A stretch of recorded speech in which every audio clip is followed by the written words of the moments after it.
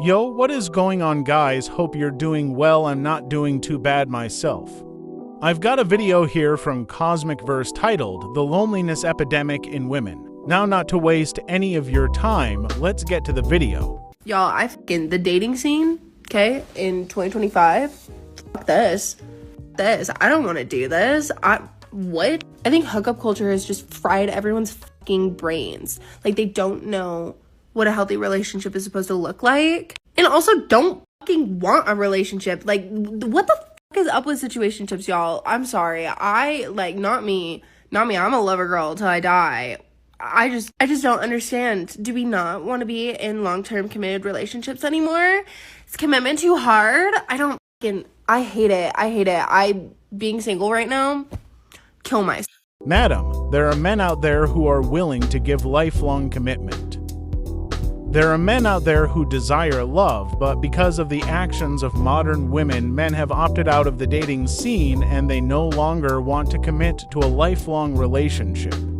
Instead, they see a lifelong relationship or marriage as more of a burden because of the actions of modern women. You know, a majority of modern women in today's society will enter into a relationship with a man and start dating for quite some time.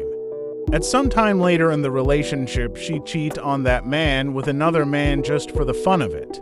I'm curious, are there still men out there in their 30s, 40s who are looking for love, even if for the first time?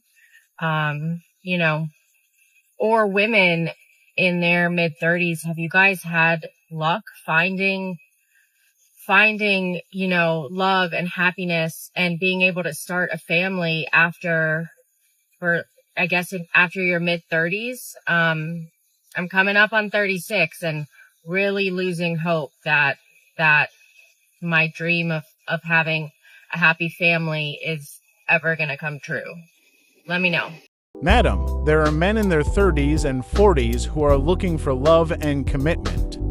But because of the actions of modern women, men have seen that dating and marriage aren't worth it anymore. They don't want to deal with modern women and all of their shenanigans, so they opted out of the dating scene. In today's world, more and more women are using men merely for bedroom fun and then leave them and go to another man.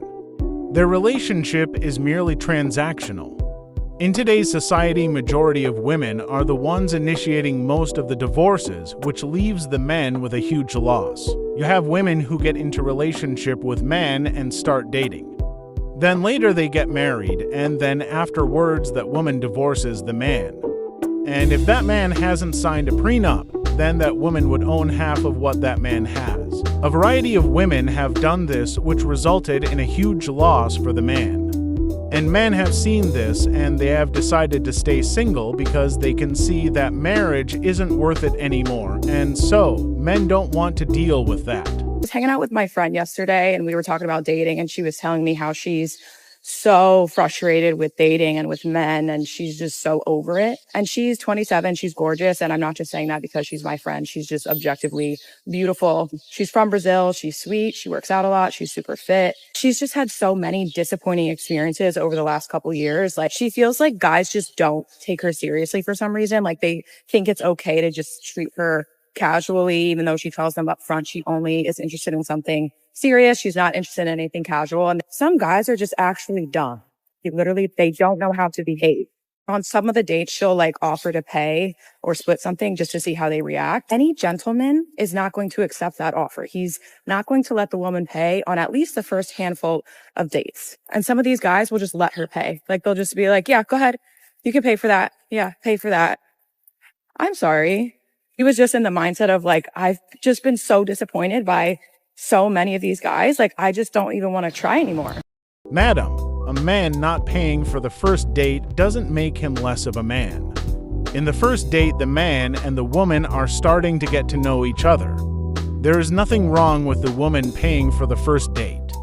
Now, should the man pay for the first date? Yes, of course, he can pay for the first date. But not when the man is demanded to pay for the first date. The man should be a gentleman and pay for the lady's first date. Men don't want women who are loud, obnoxious, and demanding, women who have unrealistic expectation for a first date. Men don't want to deal with all of that. Men want women to bring their feminine energy on the first date, and then in turn they will bring their masculine energy, because it is in men's nature to provide. Men don't mind paying for a first date, but not when they are demanded to pay for the first date. I have a question. Where are all the good men at? Have you checked your friend zone? And I am being so serious right now. So am I. I am being for real. I want to know where the good men are at. Well, quite a lot of them are already in relationships. And if they're not, they're most likely just not interested in dating because look at the dating pool right now. Can you tell me there's a lot to be interested in? If you're someone who dates men and also hates men, I feel like those things are at conflict. You think? To heal from it, I want to move on, but I feel like where I'm lacking and where we're lacking societally is just having these positive examples of men being good, men being safe, men being trustworthy. So if you have examples of this, I want to know about it. Please share about it. Maybe.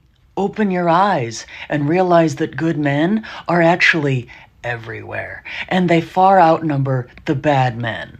I know that goes contrary to what a lot of individuals out there say, that it's all men, but good men are actually everywhere. If you get out of your echo chamber once in a while, you'd know that. Men, if you're seeing this, please chime in, please pipe in. Like, are we safe with you? How can we feel safe with you? How can we stop carrying around this hate for men? Oh, I don't know. Maybe the first step would be stop hating people for something about themselves that they can't control. That would probably be a good first step. If you're walking around carrying resentment, bitterness and hate toward men, but then turning around and asking, "Where are the good men?" or "Why can't I find a man?" you're not really looking for love.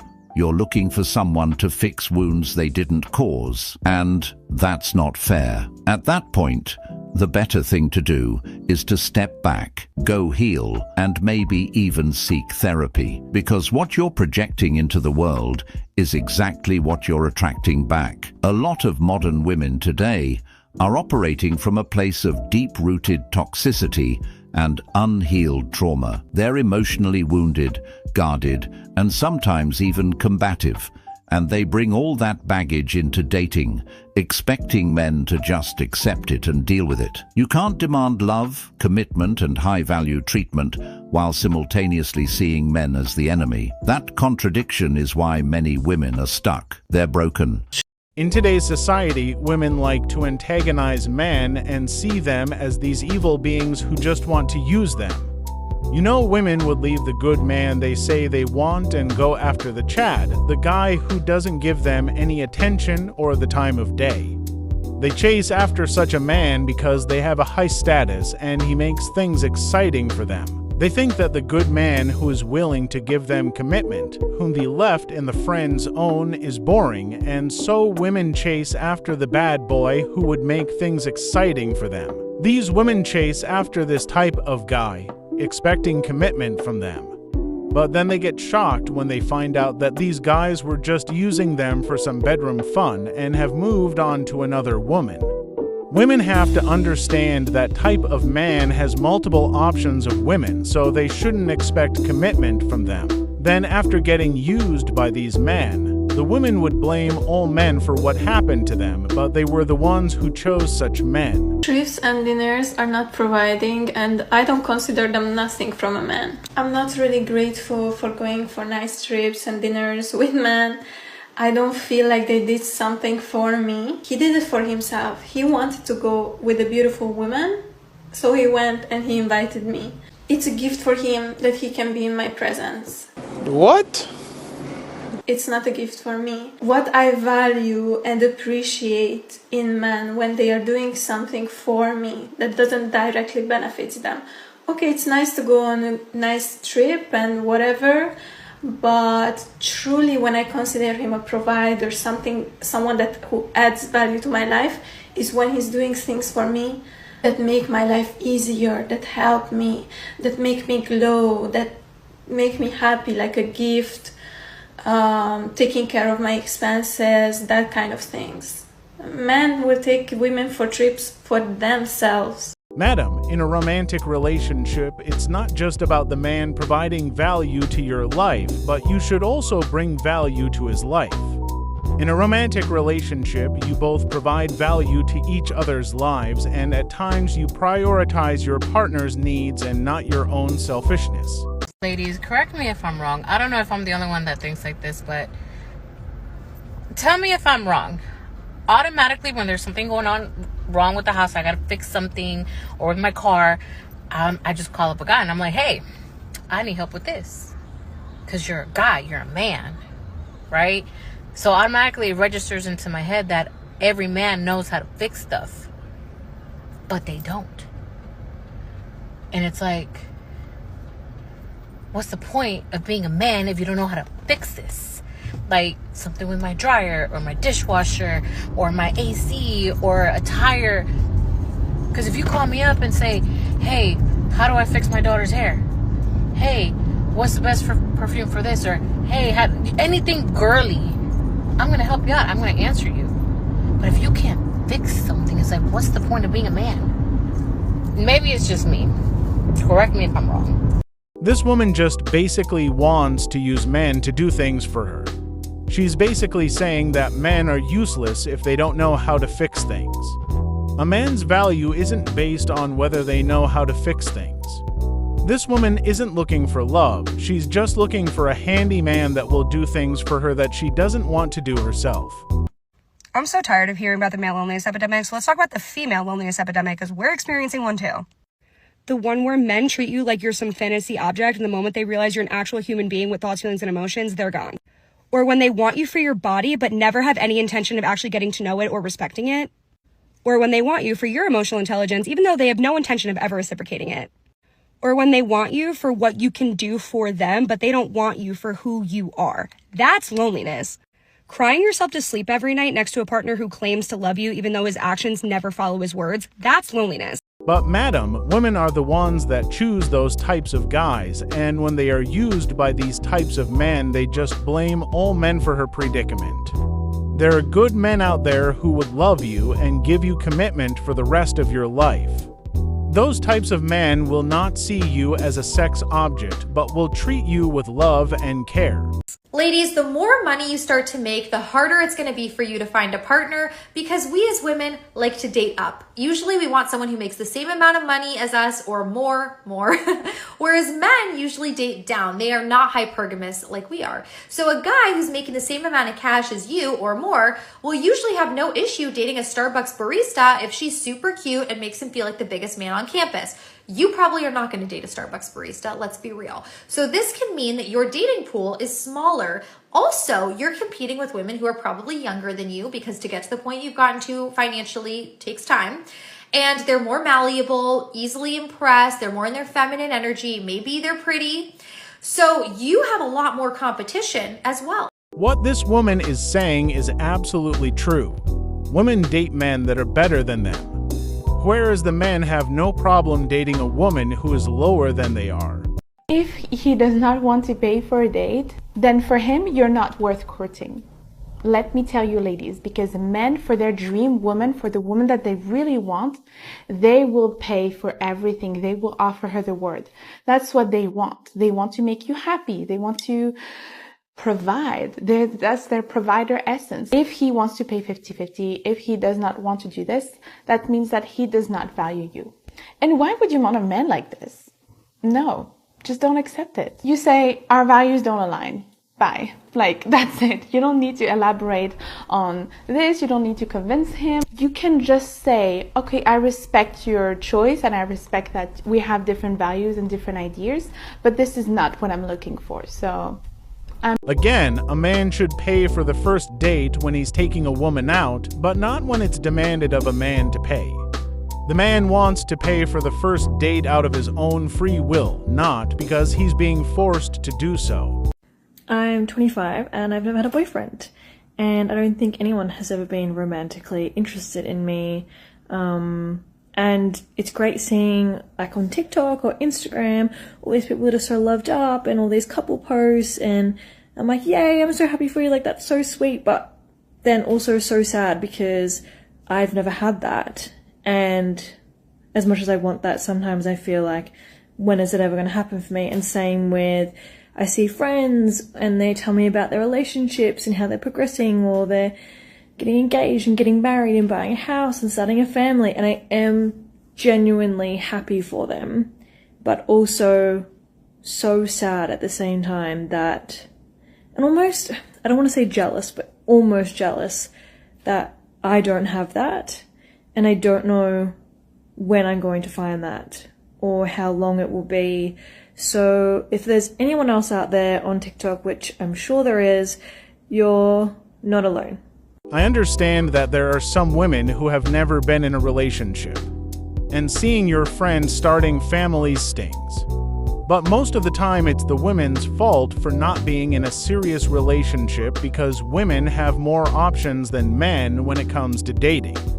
Relationships, like any other thing in this world, requires action. Dating is easier for women than for men, and for women to be in a relationship with another man, they need to apply themselves and make themselves available. And another key aspect is that women should never have unrealistic expectations for men when it comes to dating. Listen, I date men that are worth over $50 million. NANI?! Which means that if you think asking for a black car being sent to you by just a regular person is like not achievable, you need to raise your standards. I ask them sometimes on the first date, but definitely by the second date, to give me a gift. Now, I'm not going to tell them what to gift me because I want to see how generous they are, but they are not allowed to get me flowers because I already get myself flowers every week. Like, I don't need flowers, please. And I have a cat. You're going to fucking kill her. I have like literally standards and like ways that I conduct myself. So if you, as a man who is worth $50 million, generating millions of dollars, a lot of them are worth hundreds of millions of dollars because of their businesses. And they can't do small stuff like that. They can't put a date together, something nice, something generous, like a good conversation, like talk to me about what it is that you are going to do for me, how you're going to woo me, like talk about future plans, get to know me as a person. Like, no. Also, there's like no opening my legs. That's not a thing. That's not a thing. It's not on the table. It will never be. And I get everything that I want. They give me everything that I want and beyond, because at the end of the day, a guy who has a CEO mindset, who is telling the entire world what to do every day, wants to be told what to do. You gotta whip him into shape. Whip him. I'm not here to conform to him. I am not here to please him. He is there to please me. He is there to serve me. He is there to give me. Again, this is a very high, powerful, net worth individual. So, not your average person who's making like less than 150K. And even like between 150 to like 400, it's a similar mindset because they got bills and savings and all of that. Like, you gotta go for the millions, honey. You gotta go for the millions. And never ever sleep with them, because what if the next guy's richer that they introduce you to? And like nicer and kinder and more generous and more fun. Keep your options open. This woman just basically wants a man who will spoil her and give her everything she wants without any reciprocation on her end. She even says that the man is there to please her. He is there to serve her. And if you're a person who earns about 150K a year, you don't even qualify to date her. Seriously, guys, the amount of entitlement in this woman is absolutely ridiculous. I'm pretty sure that the guys she's hoping to date would never settle for her. But anyway, guys, we're going to be leaving today's video. If you liked the video, be sure to like and kindly subscribe to the channel. If you have any thoughts about this, be sure to leave your comments on the comment section below.